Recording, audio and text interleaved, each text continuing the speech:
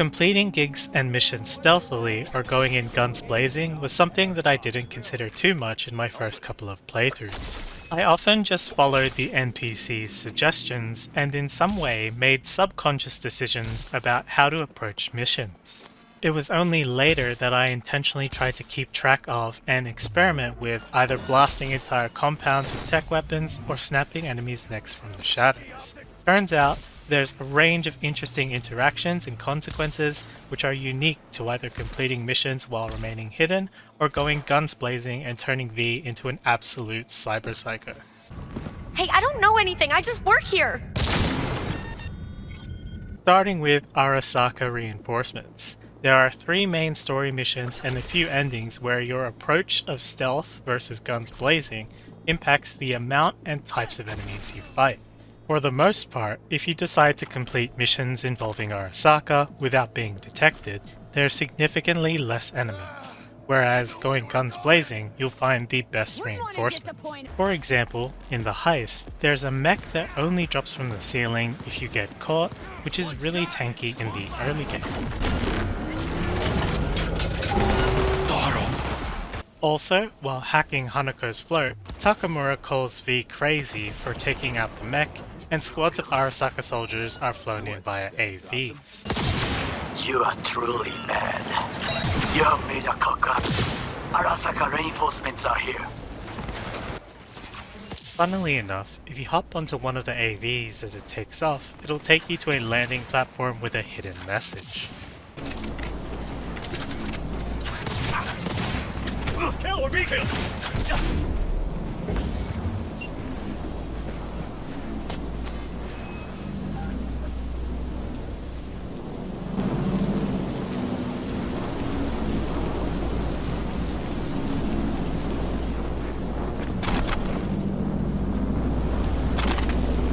However, one unique way of completing this mission stealthily is if you're a corpo, you can impersonate an Arasaka officer and walk through all Arasaka security undetected. You! IOC! Right. Best turn around 3 times and disappear before... Name. Huh? Need your name, Sentry. How about we start with yours? See, nobody told me about... Unscheduled inspection regarding sensitive data leaks. How about I raise the op exec on comms? Really want to tell Abernathy how she's supposed to proceed with this inspection? Didn't mean to... Step aside and man your station. Of course, yeah. Apologies, really.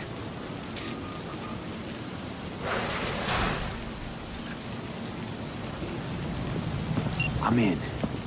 Good. Now try to enter the warehouse. I will draw their attention away. Well. Your tricks can be useful. Bravo. That's how we dupe them and counter intel. Very well. I have reached the roof. I'll be in their communication system soon. Arasaka counter intel. We done here?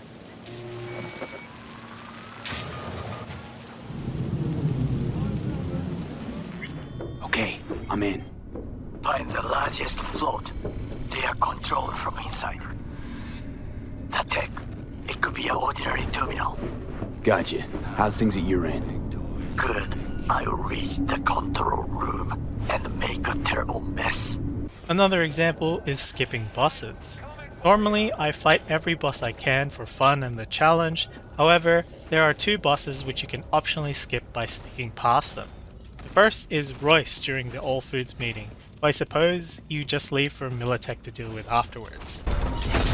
Now where are you hiding?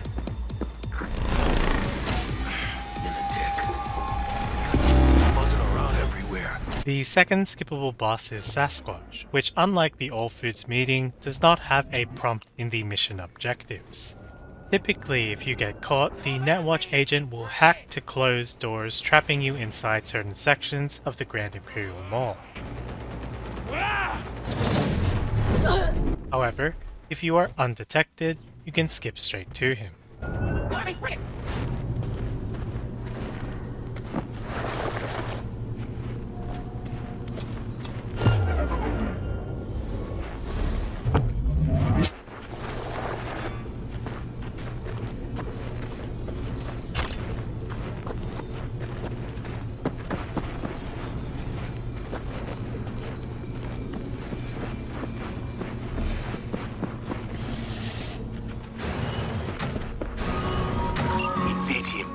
access to their data. Clear? Once you reach Bryce Mosley, if you decided to skip the Sasquatch fight and chose to side with Netwatch, you'll find her and a few groups of Animal Gang members alive. What's really fun about this is the comments from the other animal grunts that are in total shock about how V could sneak past them. Did anyone see her? What the fuck's going on here? One even thinks you're a part of Netwatch. Wait, so she's Netwatch too? She look like Netwatch to you, flea brain? Seriously? Let her go? Just like that? That's what the man said. The fuck are you all standing around gawking for? Didn't help you spot her before, and it's sure as shit a waste of time now. The hell are we supposed to do then? Grab your gear! Move!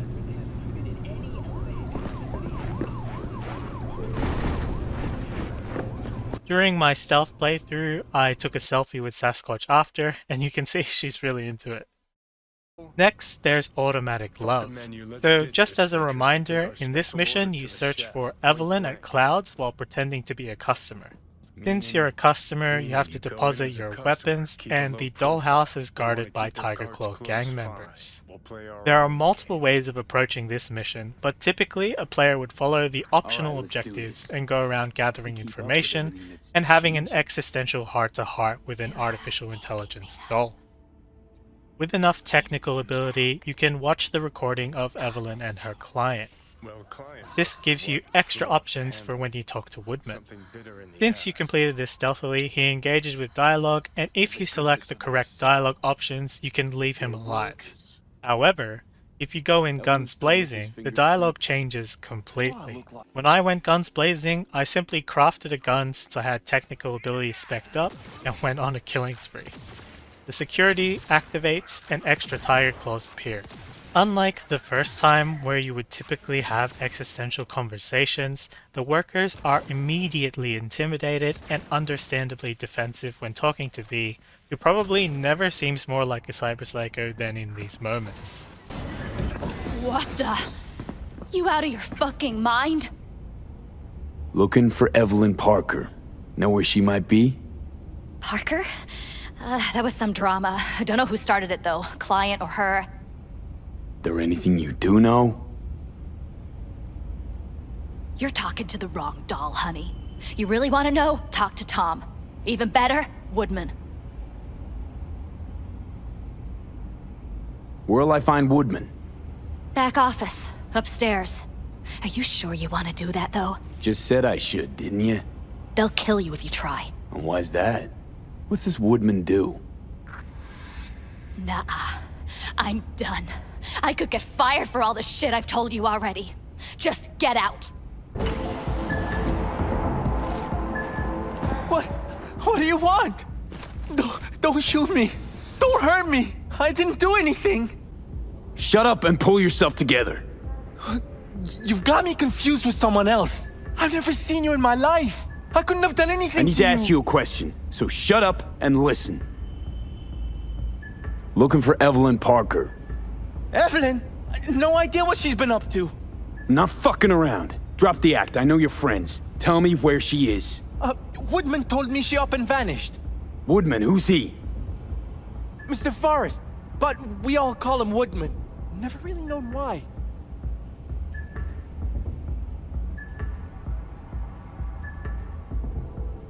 I don't know anything, I swear! I'm required to return your weapon. Even though I'd rather not. Hey, I don't know anything. I just work here. Who are you?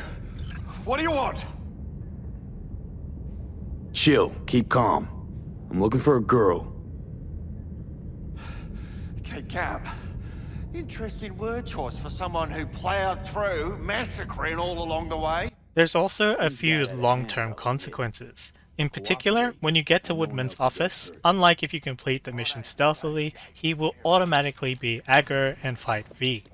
If you've been playing this game long enough, you may have noticed that there was a change in the recent patch that made him from a boss-like enemy with a health bar to a regular enemy, making him much easier to kill. Most boss-type enemies in the game with health bars when you beat them, they'll still be alive on the floor, and you need to intentionally use a final hit to finish them off.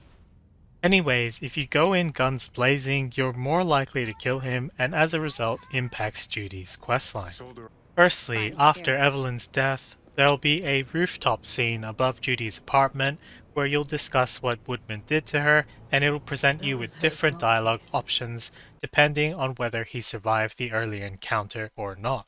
I zeroed Woodman. Didn't plan on it, just how the chips landed. Glad I did, though. Me too. I can't even imagine. Still, it's not enough. There's so many more like him.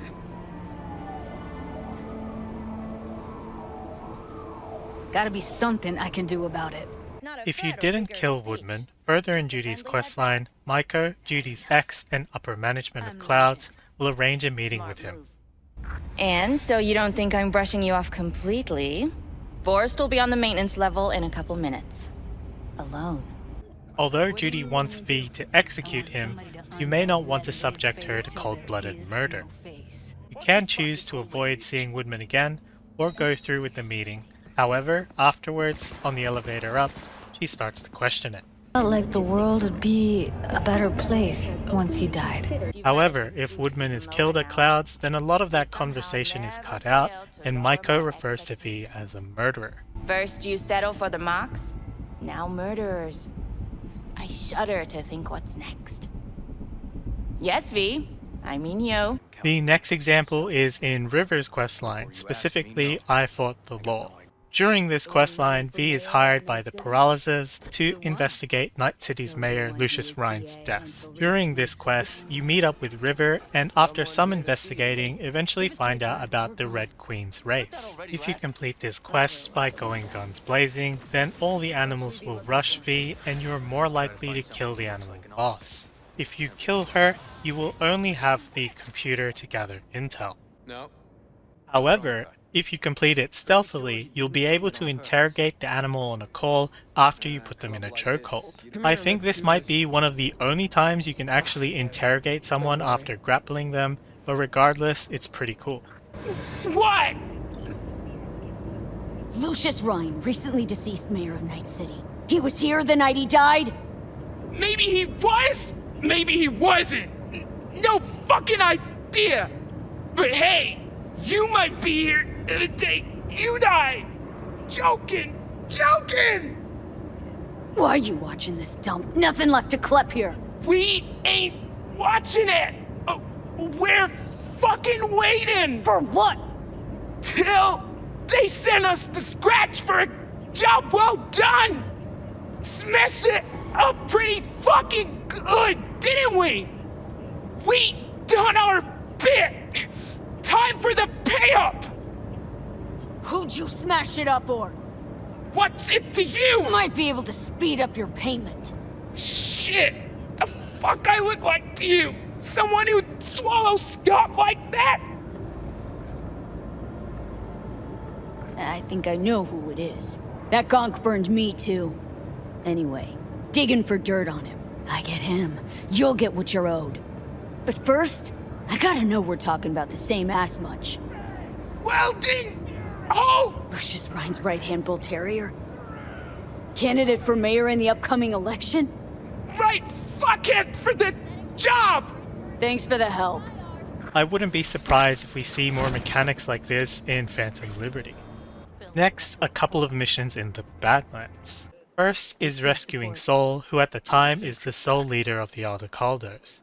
The mission is Riders on the Storm, and in it, you have to infiltrate a compound filled with wraiths. Although Pan Am is adamant you have to complete it stealthily, on my first playthrough, I went in guns blazing and murdered everybody with tech weapons. Once you reach Sol, he'll request a shivvy, and together you can fight through the wraith reinforcements and eventually escape. Middle of a shitstorm down here. Brewing to be a Category 5. I know! Get out of the building! I'll be right there! In typical Aldecaldo disappointed dad fashion, Sol, who always puts family first, will start arguing Pan Am, stating that she's made another mistake. He will be frustrated and reluctant at driving away, afraid of leading the wraiths to the Aldecaldo camp. Panam, you're making a mistake. Another one. You're serious right now? Those devils wanted to know our location. If we drive to camp now, you'll just be setting the table for them. You look outside lately?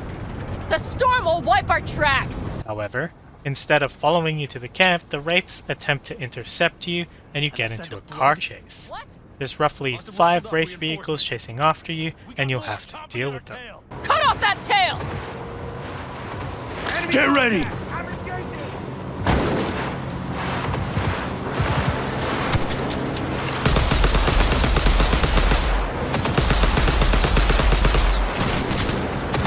On the Caldos! However, if you complete this mission without getting caught, and if you decide to clear the entire compound, it changes the dialogue pretty drastically.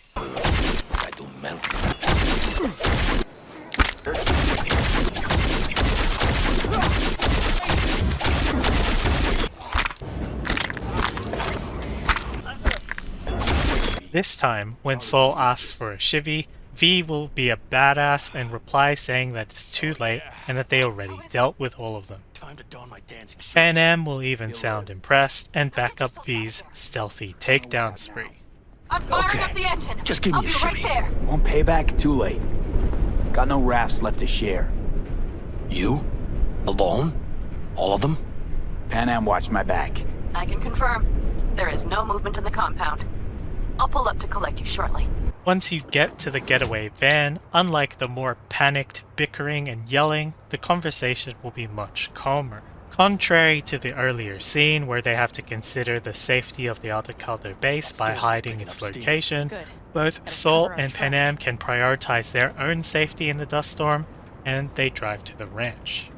Anyway, we have good reason not to head straight back to camp. There's no need to play it safe. We'll just burn time. Better late and safe than dead. Another interesting Badlands mission is the gig Dancing on a Minefield. This gig is normally very simple. The first time I completed this gig, I used a sniper rifle at a distance because it makes sense to use sniper rifles in the wide open desert. Since I used a silenced rifle, I didn't get caught and used Kiroshi optics to avoid the mines and drove the vehicle to the fixer.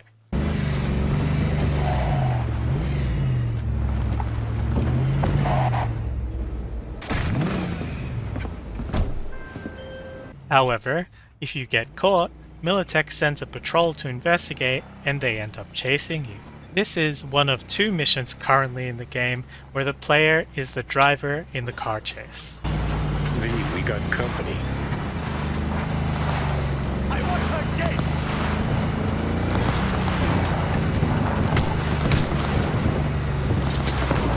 I consider this pretty easy to miss because you can complete this mission very easily without getting caught. At the time I had fun playing around with the chase mechanics that were in the game, but you can just stop to defeat them or eventually outrun them.